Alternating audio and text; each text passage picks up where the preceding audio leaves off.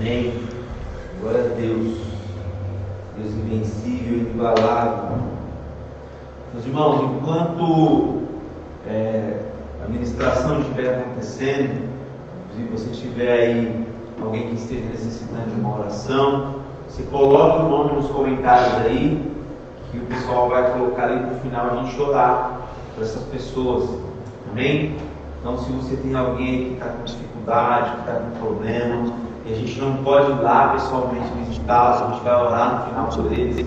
Nós, como igreja, aí, a gente está aqui, vocês aí, todos nós vamos orar juntos. Então, você vai colocando nos comentários aí, né, para que a gente tenha a lista do nome das pessoas que a gente vai orar no final, tá bom? Então, você coloca lá nos comentários e compartilha o vídeo. Se o áudio estiver ruim, você dá um toque que a gente vai tentando melhorar. Se a imagem estiver ruim, você dá um toque que a gente vai tentar melhorar. E vai ser para a glória do Senhor, em nome de Jesus. Amém? Glória a Deus. Então nós vamos para a palavra agora. Provavelmente não vou me demorar muito, mas eu acredito que o Senhor pode falar conosco. Amém? Você acredita? Então, dá glória a Deus aí em sua casa. Hoje não vai dar para a gente falar para você abraçar o irmão que está do seu lado, mas sinta-se abraçado, amém? Pelo Senhor agora, porque Ele disse que Ele nos enviaria o Consolador. O Espírito Santo com certeza está aí ao seu lado, está aqui conosco. Ele é o nosso Consolador, amém? Vou convidar você a abrir sua Bíblia comigo aí no livro de 2 Coríntios, no capítulo 4, versículo 7. 2 Coríntios, capítulo 4, versículo 7. Abre aí comigo. A gente vai ler. E o texto diz assim: temos, porém, este tesouro em vasos de barro, para que se veja que a excelência do poder provém de Deus e não de nós. Glória a Deus. Por enquanto, só até aí. Se quiser manter a sua Bíblia aberta aí em 2 Coríntios capítulo 4, a gente vai falar um pouco a respeito de 2 Coríntios. Temos, porém, esse tesouro em vaso de barro. Qual é esse tesouro? Qual é o tesouro que o Paulo está falando? O Paulo está pregando aqui, ele mandou uma carta para a igreja de Coríntios, para cristãos, e ele fala que os cristãos que ali estão têm um tesouro dentro deles, embora não fossem capazes de conter aquele tesouro. Deus decidiu por bem colocar o tesouro dentro deles. Ele usou a metáfora de sermos vaso de barro. E que tesouro é esse que Paulo está falando? Qual é esse tesouro que Paulo está falando que você e eu como cristãos temos dentro de nós? Bom, para a gente entender o contexto desse versículo, a gente vai voltar lá para o comecinho do capítulo, no versículo 1, né? Ele diz assim, por isso, tendo este ministério, segundo a misericórdia que nos foi dada, não desanimamos. Ele nos deu um ministério segundo a misericórdia dele. Então Deus agiu de misericórdia para comigo e com você e nos deu um ministério. Qual é esse ministério? Temos, porém, este tesouro em vaso de barro. Qual é o tesouro? É o ministério. Ele diz que nos foi dado um ministério segundo a misericórdia, e é por isso que não desanimamos, porque não nos era direito, mas nos foi dado por misericórdia. Não era direito você receber esse ministério que Deus te deu, mas foi te dado por misericórdia. Deus concedeu a mim e a você o direito de exercer o ministério por misericórdia. No versículo 2 ele diz assim: pelo contrário, rejeitamos todas as coisas ocultas que trazem vergonha, não agindo com astúcia nem adulterando a palavra de Deus. E assim, pela manifestação da verdade, nos recomendamos a consciência de todos na presença de Deus.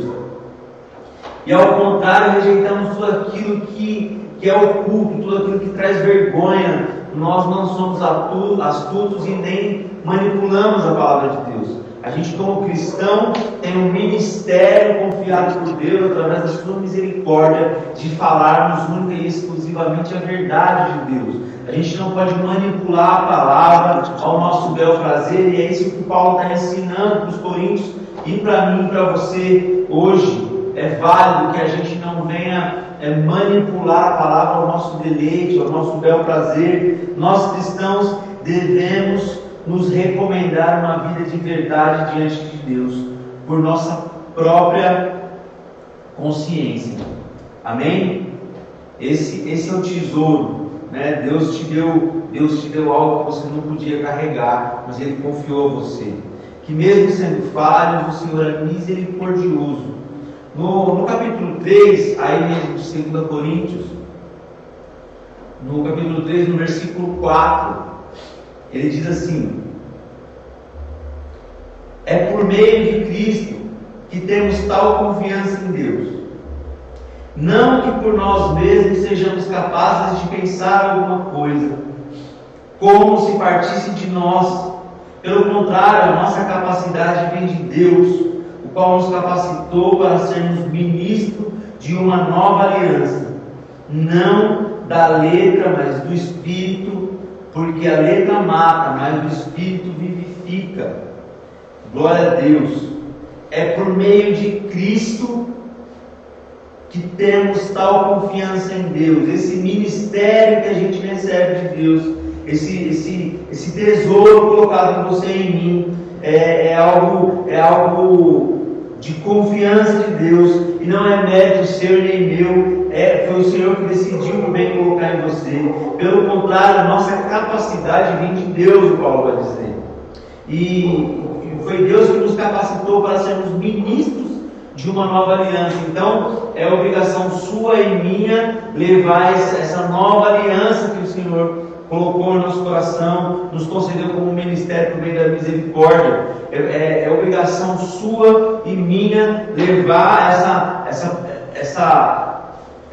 nova aliança que o Senhor propõe para o povo. Ele diz no final que é uma nova aliança não da letra, mas do Espírito, porque a letra mata. Do contrário, que algumas pessoas pegam esse versículo e usam ele de maneira errada, sem observar o que o Paulo está dizendo aqui, sem observar o contexto, o conteúdo do texto inteiro de 2 Coríntios.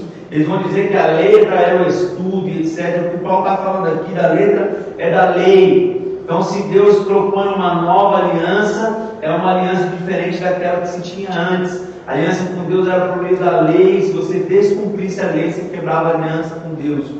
Mas muitas vezes a gente cumpre a lei por obrigação, mas no nosso próprio coração a gente quer fazer o contrário. A gente quer fazer de maneira diferente. Quantas vezes você e eu não queremos fazer a vontade de Deus, a gente faz por obrigação. Mas essa nova aliança propõe que nosso coração seja mudado, que a nossa vida seja mudada no interior, que a nossa vida seja diferente.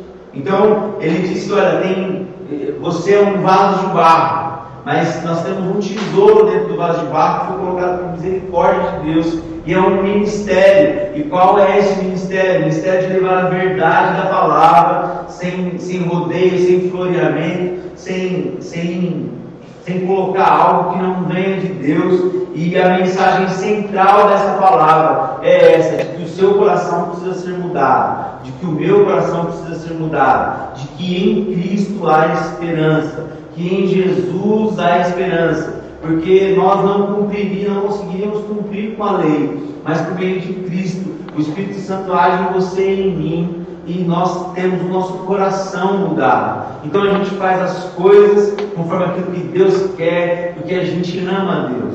Não porque nos foi imposto como lei, não porque nos foi imposto como o que a gente deveria fazer ou deixar de fazer, mas porque a gente começou a conhecer a esse Deus. E esse conhecimento de Deus nos trouxe amor por aquilo que Ele quer, nos trouxe amor à palavra dEle, nos trouxe convicção de que nós éramos pecadores e Ele nos amou a si mesmo, e ainda assim nos confiou algo tão valioso, tão grandioso, que é o ministério de levar a boa nova dEle, a aliança dEle, que não é baseada na letra, não é baseada na lei, mas sim no amor. Eu cumpro a lei hoje, não porque eu sou bom ou porque eu quero aparecer como bom. Eu cumpro a lei porque eu amo a Deus, e quando eu amo a Deus, tudo é mudado dentro de mim.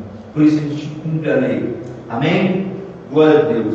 É por meio de Cristo que somos confiantes, não por nós. Se somos capazes de algo, é porque Deus nos deu.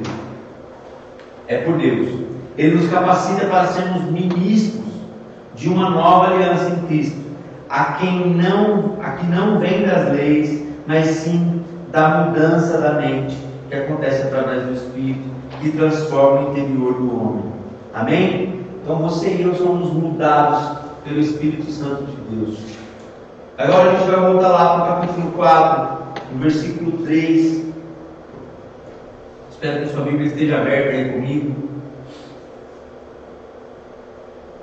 Mas se o nosso Evangelho ainda está encoberto, é para os que se perdem que ele está encoberto, nos quais o Deus deste mundo cegou o entendimento dos descrentes ou dos incrédulos, para que não lhes resplandeça a luz do Evangelho da glória de Cristo, o qual é a imagem de Deus, porque não pregamos a nós mesmos, mas a Jesus Cristo como Senhor, e a nós mesmos como servos de vocês.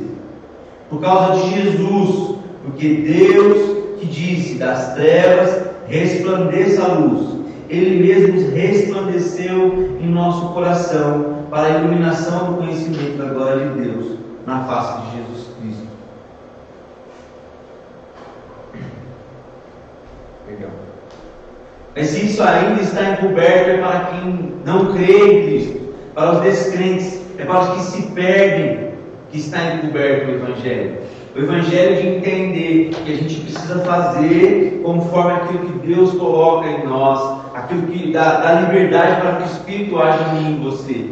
E aí, para quem não crê, isso não acontece, porque o Deus deste século, o nosso inimigo, como Paulo vai usar aqui, o Deus deste século cegou o entendimento de quem não quer crer, de quem não decide observar isso. Por isso, o que não crê se desespera. O cristão não deve desesperar, descabelar. Precisamos sim ser prudentes e vigiar.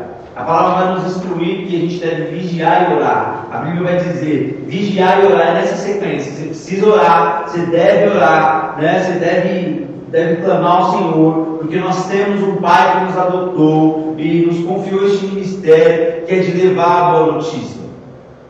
Mas a gente precisa ser vigilante. Você precisa ser vigilante. Mas o cristão ele não deve ter medo, ele não deve se desesperar, né? Enquanto eu lia esses textos e eu falava com Deus ministrava no meu coração quantas pessoas estão desesperadas, desoladas, não sabem o que fazer, não sabem para onde ir, e alguns cristãos ainda nos perguntando como vai ser,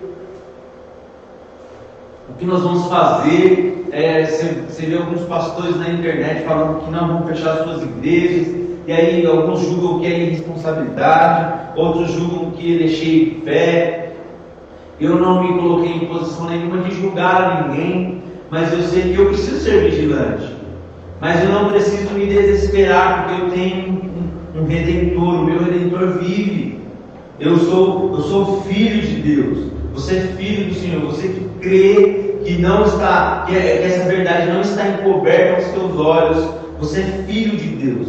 Você é filho de um Deus que cuida de você, que cuida da sua família, que está ao seu lado. Então não há motivos para que nós nos desesperemos por conta disso, porque o Senhor está cuidando de nós.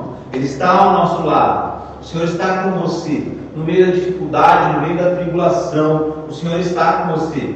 Às vezes a gente se desespera porque não consegue entender os planos do Senhor. Eu não sou capacitado para dizer se esse é plano do Senhor ou se isso não é plano do Senhor. Eu sei te dizer que o Senhor, o Deus a quem eu sirvo, Ele é especialista em usar as feridas e transformar em virtudes. Né? Talvez não foi Deus que causou a ferida, mas se você tem uma ferida, Ele pode transformar isso em virtude. Ele vai usar a sua ferida para curar outra ferida. Né? Você vai ver em diversos casos, pessoas que foram abusadas sexualmente vão tratar de pessoas que superaram esse trauma, vão tratar de pessoas lá na frente. Pessoas que passaram por dependência química, lá na frente vão cuidar de pessoas que estão passando pelo mesmo problema, porque esse Jesus que a gente serve, Ele cuida de nós, Ele não nos desampara, não há motivos para a gente ficar desesperado. Amém? Eu vou ler um texto que está lá em Romanos, no capítulo 1 de Romanos. Se você quiser abrir comigo, Romanos capítulo 1, lá no comecinho de Romanos. No capítulo 1, a partir do versículo 18, o Paulo fala dos homens que não glorificam a Deus, mesmo tendo conhecimento de Deus, porque Deus se manifesta em todos os lugares, Deus se manifesta nas coisas, Deus se manifesta na criação, e anularam seus raciocínios, são insensatos, dizendo-se sábios, eles tornaram-se loucos, trocaram o que é incorruptível pelo que se corrompe, né? Por isso Deus os entregou aos seus próprios desejos infames. Deus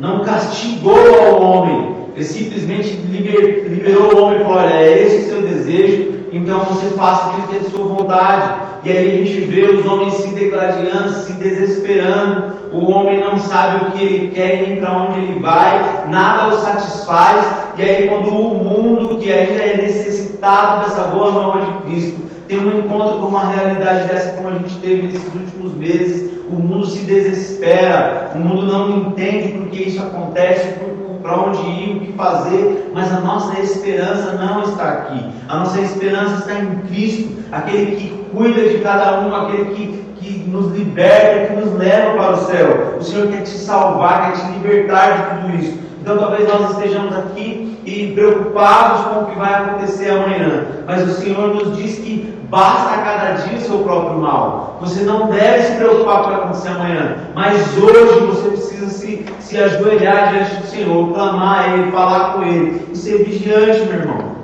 Você não pode parar no meio do caminho e se descabelar com o que vai acontecer amanhã ou o que será daqui a um mês. Mas se eu fosse olhar com os olhares humanos, eu tenho aluguel para pagar, eu tenho 4 filhos para dar de comer, eu tenho um monte de coisa, depende de comércio que está fechado, e se eu fosse olhar com o olhar humano, eu estaria desesperado. Como é que eu vou viver a semana que vem?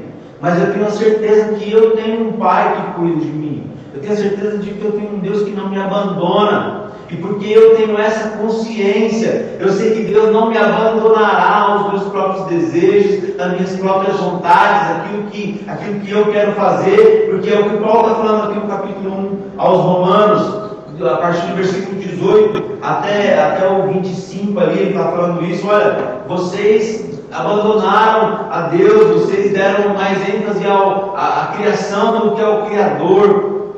E por isso Deus os deixou fazer aquilo que vocês bem entendem.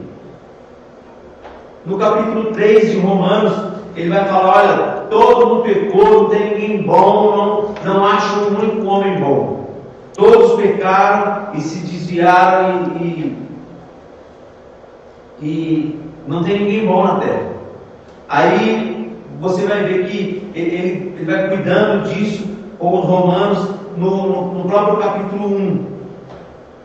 No versículo 28, ele diz assim, por haverem desprezado o conhecimento de Deus, o próprio Deus nos entregou a um modo de pensar reprovado, para praticarem coisas que não convêm.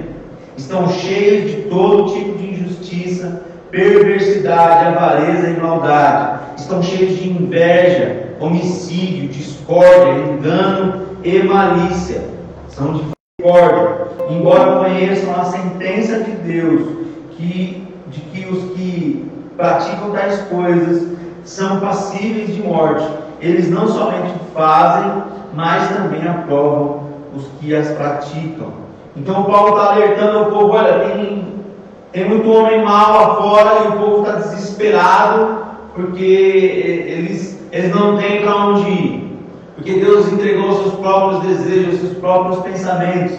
E aí ele fala: olha, eles até, mesmo que não pratiquem, eles aprovam os que praticam o que é mal. Então o Senhor nos entregou os seus próprios desejos, as suas próprias vontades.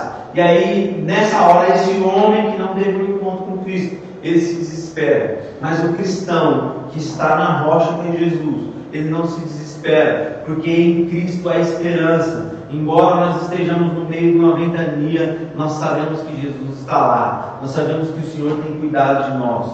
Amém? Glória a Deus. Mais um pouquinho para frente, nós vamos agora no livro de Romanos mesmo, no capítulo 5. E se você tiver gente para ir orando aí, você talvez chegou agora na live,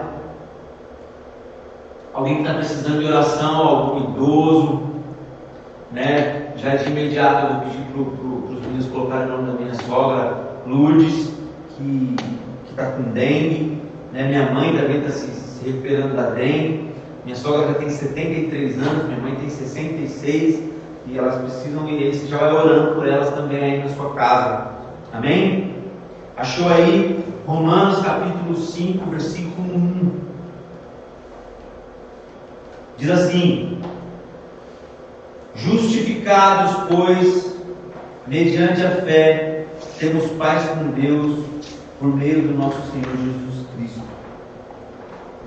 Somos justificados pela fé em Cristo, e pela fé temos também acesso a essa graça, e nessa graça estamos firmes, e nós nos gloriamos na esperança que nos dá a glória de Deus. Nós tivemos acesso à fé, nós somos justificados, nós não somos justos.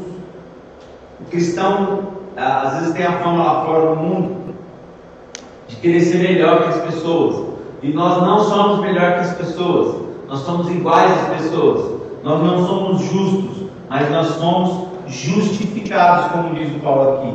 Pois mediante a fé temos paz com Deus. É mediante a fé que nós temos, porque nós somos justificados. Nós temos paz com Deus. Nós temos paz em Deus. Amém? Por meio do nosso Senhor Jesus Cristo, pelo qual obtivemos também acesso pela fé a esta graça. Por meio de Jesus, nós também tivemos acesso à fé a esta graça, porque a graça é o favor imerecido, aquilo que você não merecia, você recebeu. E aí ele diz: olha, estamos firmes e nos gloriamos na esperança da glória de Deus. É porque nós tivemos na fé acesso a essa graça, nós estamos firmes. Então, se eu tenho um conselho, tirando dessa carta que Paulo manda aos Romanos para você hoje, meu irmão, você que foi justificado e teve acesso à graça, né, e pela fé você teve acesso a essa graça, permaneça firme no Senhor, permaneça crente, permaneça cheio de esperança, porque a nossa esperança é na glória de Deus. Amém? E não somente isso, mas também nos gloriamos nas tribulações. Olha, isso às vezes parece que é meio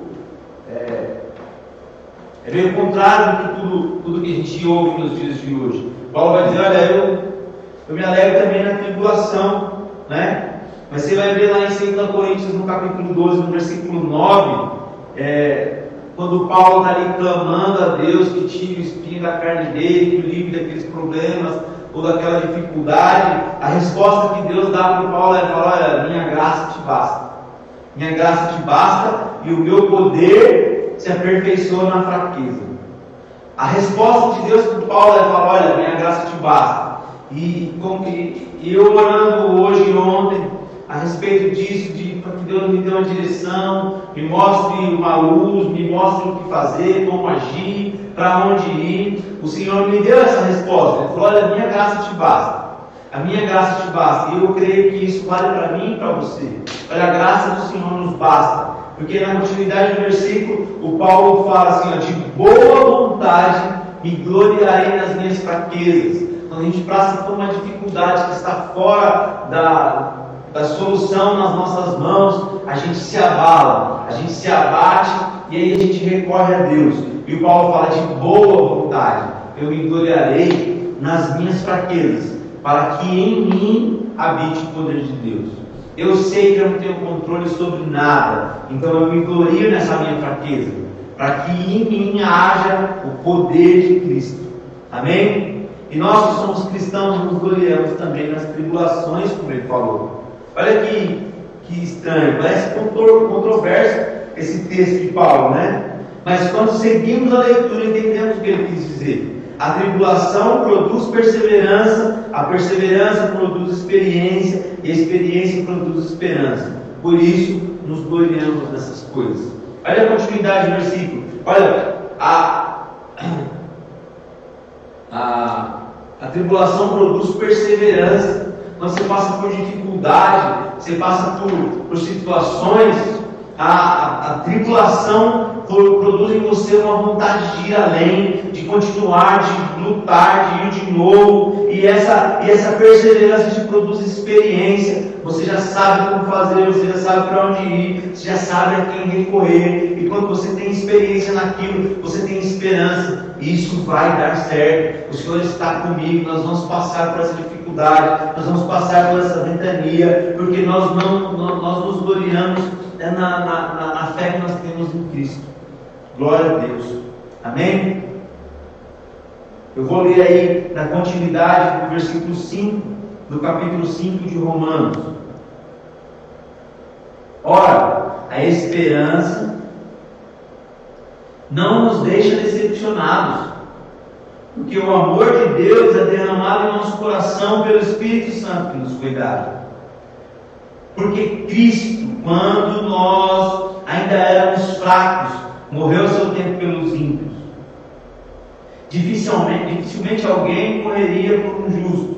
Embora por uma pessoa boa, alguém talvez tenha coragem para morrer. Mas Deus prova o seu próprio amor para conosco, pelo fato de Cristo ter morrido por nós, quando ainda éramos pecadores. Logo, muito mais agora, sendo justificados pelo seu sangue, seremos por ele salvos da ira. Porque se nós, quando inimigos, fomos reconciliados com Deus, mediante a morte, o seu Filho, muito mais estando já reconciliados, seremos salvos pela sua vida. E não apenas isso, mas também nos gloriamos em Deus, por meio do nosso Senhor Jesus Cristo, mediante o qual recebemos agora a reconciliação. Nós nos gloriamos em Jesus Cristo, porque foi por meio dele que nós recebemos a reconciliação, nós nos encontramos de novo. Paulo escreve isso para que a igreja de Roma, com a perspectiva de quem fez essa apresentação. Eu vou ler a apresentação de quem ele fez no capítulo 1 de Romanos, a apresentação da carta, como ele se apresenta aos romanos, como ele chega para falar aos romanos.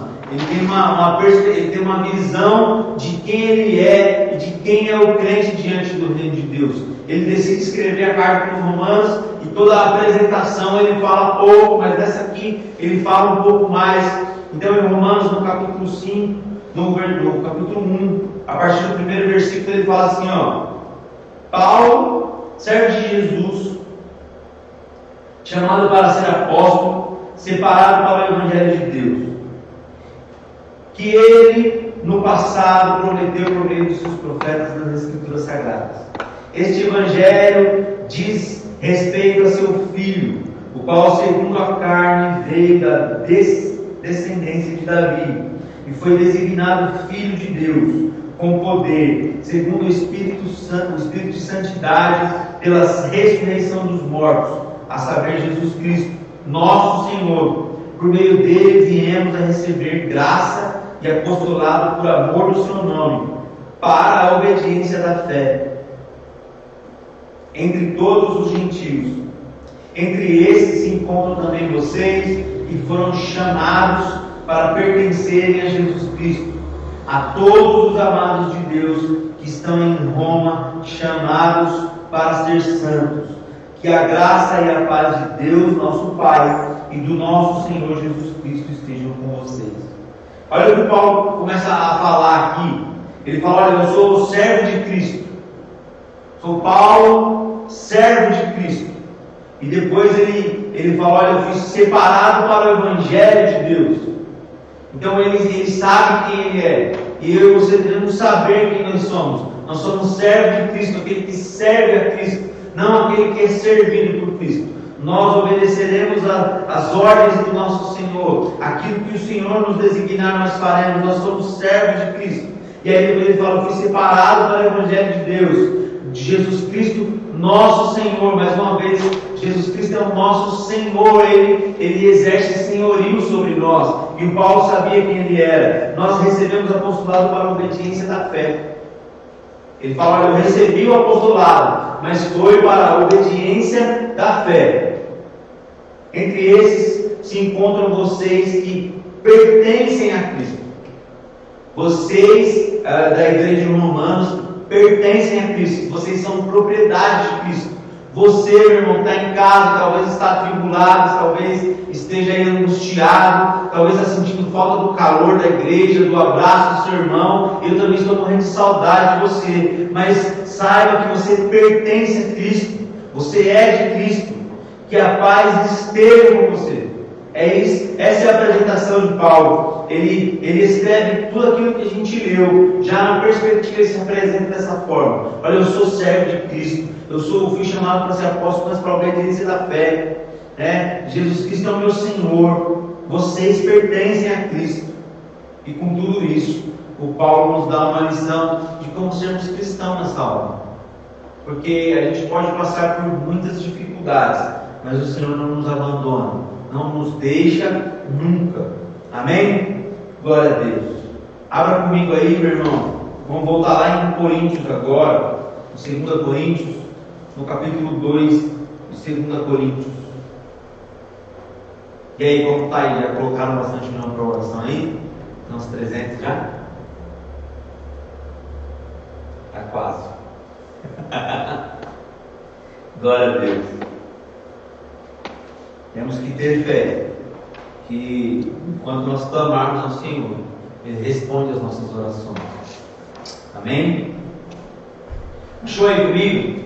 Onde a gente estava lá em 2 Coríntios, no começo, no capítulo 4. A gente leu aí o início, que foi no versículo 7, que diz: temos, porém, esse tesouro todo. Está em nós esse tesouro, em vasos de barro que somos nós, para que se veja que a excelência do poder não provém de Deus e não de nós. A excelência do poder provém de Deus e não de você. Mediante essa situação que nós estamos passando, a gente olha e fala: realmente o poder provém de Deus e não de nós. O poder provém do Senhor e não de mim. Então o cristão já tem essa consciência, E para nós não deve ser um choque, porque nós cremos num Deus que tudo pode. E eu vou ler agora a partir do versículo 8, que ele diz: eu vou colocar mais perto aqui, porque minha Bíblia está um pouquinho pequena a ler. Em tudo somos atribulados, porém não angustiados. Ficamos perplexos, porém não desanimados. Somos perseguidos, porém não abandonados. Somos derrubados, porém não destruídos. Levamos sempre no corpo o morrer de Jesus, para que também a vida dele se manifeste em nosso corpo. Porque nós que vivemos somos sempre entregues à morte por causa de Jesus, para que também a vida de Jesus se manifeste em nossa carne mortal, de modo que em nós opera a morte, em vocês a vida. Tendo, porém, o mesmo espírito de fé, como está escrito: eu criei, por isso falei. Também nós cremos e por isso também falamos, sabendo que aquele que ressuscitou o Senhor Jesus também nos ressuscitará com Jesus e nos apresentará juntamente com vocês, porque tudo isso é para o bem de vocês, para que a graça, multiplicando-se, torne abundantes as ações de graças por meio de muitos para a glória de Deus. Por isso não desanimamos. Pelo contrário, mesmo que o nosso ser exterior se desgaste, o nosso ser interior se renova dia a dia, porque a nossa leve e momentânea tribulação produz para nós um eterno peso de glória acima de toda comparação, na medida em que não olhamos para as coisas que se veem, mas para que não se veem, porque as coisas que se veem são temporais, mas as que não se veem são eternas. O Senhor te guardará, o Senhor nos guardará. Ele diz: olha, a gente é atribulado, mas a gente não é angustiado, nós ficamos perplexos, mas nós não desanimamos, nós não paramos, nós não desistimos no meio do caminho, porque o Senhor está conosco, porque Ele é o Deus que pode, porque Ele é o Deus que faz. E ele continua: eu creio, por isso eu falo, né, o bem de vocês, porque tudo isso é para o bem de vocês, para que a graça, multiplicando-se, torne abundante as ações de graças por meio de muitos, para a glória de Deus. E a partir do versículo 16, meu irmão, eu queria que você ouvisse isso e acompanhasse comigo. Eu vou repetir: por isso não desanimamos, nós que somos crentes, não desanimamos, nós não desistimos, nós não paramos. Não há dor, não há peste, não há dificuldade, não há nada que nos afaste do amor de Deus, não há nada que nos desanime. É por isso que nós estamos buscando um jeito de levar você a cultuar ao Senhor. Não perca tempo na sua casa. Eu sei que muita gente está falando que está ocioso, não tem o que fazer. Irmão, a Bíblia tem 66 livros para você ler, tem 24 horas para você orar e falar com Deus durante o seu dia, durante a sua noite. Não perca tempo, meu irmão. Não perca tempo de falar de Jesus para alguém que talvez esteja desesperado nessa hora. Fala: olha, o Espírito Santo me traz paz, você precisa dessa paz. Você que é cristão e tem isso, não desanima. E além de não desanimar, você tem dentro de você um tesouro, meu irmão, que Cristo colocou em você, um ministério de levar a boa nova de Jesus. Então saia da sua comodidade, já que você não pode se locomover e está ligado às redes sociais.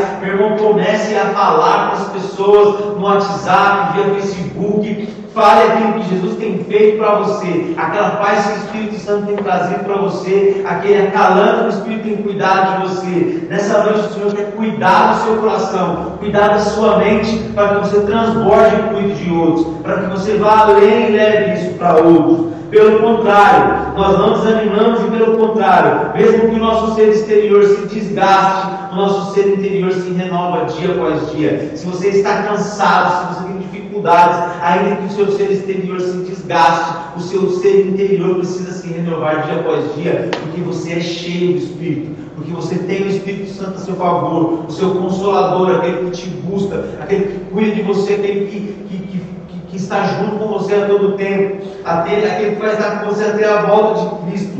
E porque a nossa leve e momentânea tribulação produz para nós um eterno peso de glória. A nossa leve e momentânea tribulação, a nossa leve e momentânea dificuldade produz para nós um peso de glória, acima de toda comparação. Na medida em que não olhamos para as coisas que se veem, nós não fixamos, irmãos. Ele está escrevendo para crente aqui, ó. Paulo escreve 2 cartas aos Coríntios e nas 2 ele dá uma lapada, porque os crentes precisam ouvir isso. Irmão, você é crente, você não se apega às coisas que você vê, mas você acredita naquelas que você não vê. São porque as que se veem são temporais, tudo isso é passageiro, meu irmão. Talvez você passou por um problema lá atrás e chorou e se desesperou, mas hoje você vai olhar para aquilo e dar risada daquilo, porque aquilo não faz mais sentido de desespero. E hoje não faz sentido o nosso desespero, porque a gente olha para aquilo que a gente não vê, porque essas coisas que a gente vê são temporais, então a gente não se desespera por isso, porque logo mais estaremos na glória com o Senhor, e isso nos traz esperança, algo que não se compara. Isso nos traz nos traz tranquilidade, porque nós estaremos agora e olharemos para tudo isso e falar: Senhor, valeu a pena. Valeu a pena prosseguir no Senhor. Valeu a pena continuar apaixonado pelo Senhor. Valeu a pena porque o Senhor cuidou de nós lá e continua cuidando até hoje. Amém? Mas as que não se veem são eternas. Você é eterno, irmão. Você é um ser eterno. Então você não se desanime. Amém? Glória a Deus.